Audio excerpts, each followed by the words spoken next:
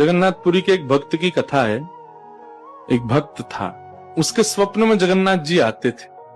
वो इतना रोता था मंदिर के बाहर खड़े होकर के। तो ठाकुर जी बोले, तू क्यों रोता है? बोले, आप बस मेरे साथ रहो, मुझे और कुछ नहीं चाहिए, और इस बात का मुझे अनुभव होना चाहिए कि आप मेरे साथ। तो भगवान जगन्नाथ जी ने उसको कहा, मैं तेरे साथ हमेशा हूं, और इसका अनुभव तुझे जब करना हो समुद्र की बालू में चलना, और थोड़ी दूर चलने के बाद फिर पीछे देखना, 2 पैरों के निशान तेरे होंगे और तेरे बगल में 2 पैर के निशान मेरे होंगे। उससे तुझे पता चल जाएगा मैं तेरे साथ।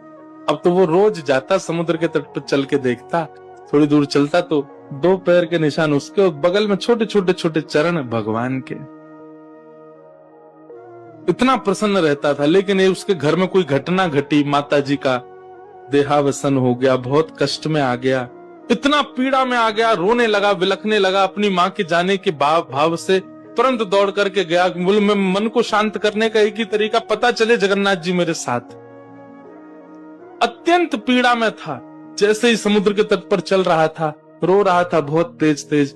पीछे मुड़ करके उसने देखा तो 2 ही पैरों के चिन्ह थे। जगन्नाथ मंदिर के बाहर जाकर बोला, मैं समझ गया, मेरी माँ का देहावसन इसलिए हुआ क्योंकि आप मुझे छोड़ के चले गए हो।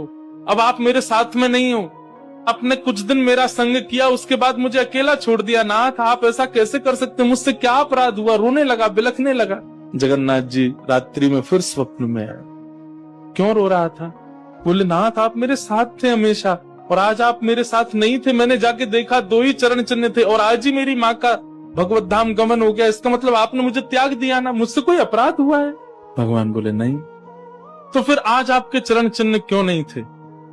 भगवान बोले, कल तक मेरे चरण चिन्ह थे क्योंकि तू भी चल रहा था और मैं भी चल रहा था, परंतु आज तू पीड़ा में आ गया तो तुझे गोद में लेके मैं ही चल रहा था। वो मेरे चरण चिन्ह, तेरे नहीं, वो मैं ही हूं।